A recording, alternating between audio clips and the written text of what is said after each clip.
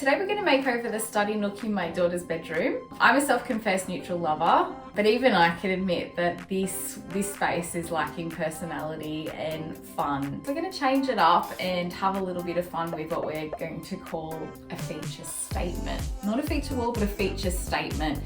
It's got a modern edge over what a feature wall is.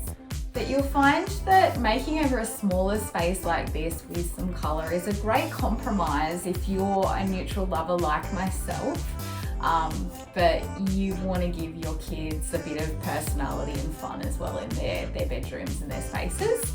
So stay tuned to see what we can do with this.